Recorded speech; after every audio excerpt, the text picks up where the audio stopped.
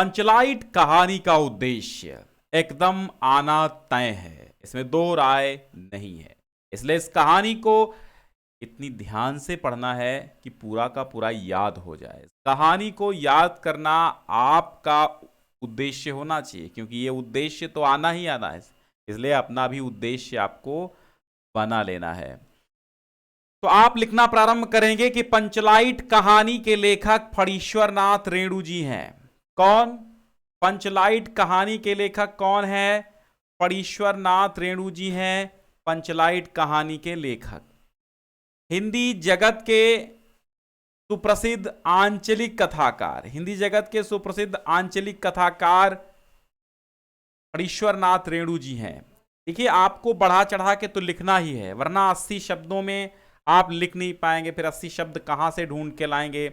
इसलिए आपको थोड़ा तो आपको लिखना ही पड़ेगा। उद्देश्य मान लो एक ही लाइन का होता है, उद्देश्य तो एक लाइन में लिख जाता है, लेकिन आपको तो यहाँ पर 80 शब्द लिखने हैं। तो जितना मैं बता रहा हूँ A to Z चीजें उतनी आप रट लेना, ठीक है।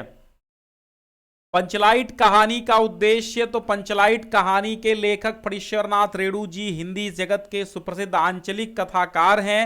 पंचलाइट कहानी भी बिहार के आंचलिक परिवेश की कहानी है। इस कहानी के माध्यम से रेणु जी ने ग्रामीण अंचल का वास्तविक चित्र खींचा है। गोधन के द्वारा पेट्रोमैक्स जला देने पर उसकी सभी गलतियां माफ कर दी जाती हैं, उस पे लगे सारे प्रतिबंध हटा लिए जाते हैं, उसे मनचाहा आचरण करने की छूट मिल जाती है। यानी इस कहानी से ये स्पष्ट होता है कि आवश्यकता बड़े से बड़े रूढ़िगत संस्कार और परंपरा को व्यर्थ साबित कर देती है। इसी केंद्रीय भाव के आधार पर कहानी के एक महत्वपूर्ण उद्देश्य को स्पष्ट किया गया है। तो इस कहानी का मेन उद्देश्य क्या है? इस कहानी का मेन उद्देश्य है कि आवश्यकता बड़े बड़े रूढ़िगत संस्कारों और परंपराओं को बेकार साबित कर देती है।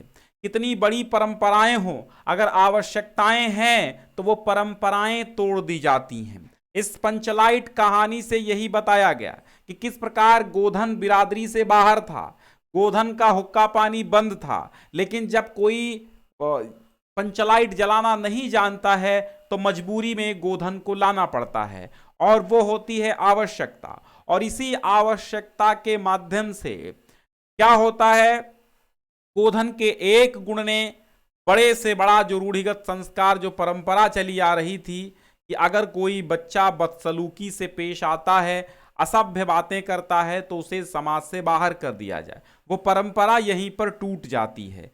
तो कहने का मतलब यही है कि आवश्यकता बड़े से बड़े रूढ़िगत संस्कार को, परंपरा को व्यर्थ साबित कर देती है। यही इस कहानी का उद्देश्य है और यही इस कहानी का भाव भी है। थोड़ा और लिखेंगे, इस प्रकार पंचलाइट जलाने की परंपरा और उसके समाधान के माध्यम से कहानीकार ने ग्रामीण मनोविज्ञान का सजीव चित्र उपस्थित कर दिया है। ग्रामवासी जाति के आधार पर किस प्रकार टोलियों में विभक्त हो जाते हैं, बंट जाते हैं, आपस में ईर्ष्या द्वेष युक्त भावों से भरे रहते हैं, इसका बड़ा ही सजीव और सुंदर चित्रण इस कहानी में किया गया है। फणीश्वर नाथ रेणु जी ने यह भी दर्शाया है कि भौतिक विकास के इस आधुनिक युग में भारतीय गांव और कुछ जातियां कितने अधिक पिछड़े हुए हैं। कहानी के माध्यम से रेणु जी ने अप्रत्यक्ष रूप से ग्राम सुधार की प्रेरणा दी है। ठीक है, तो इस कहानी का एक और उद्देश्य है ग्राम सुधार। अप्रत्यक्ष रूप से एक और उद्देश्य क्या है? ग्राम सुधार। तो आपको केवल रटना कितना है? केवल ये रटो, ठीक है, केवल उद्देश्य ये रटना है, 2-3 लाइनें। बाकी तो आपको बढ़ा चढ़ा के जैसे मैंने बताया है वैसे आपको लिख देना है। बस इन 3 लाइनों को आप रट लीजिए कि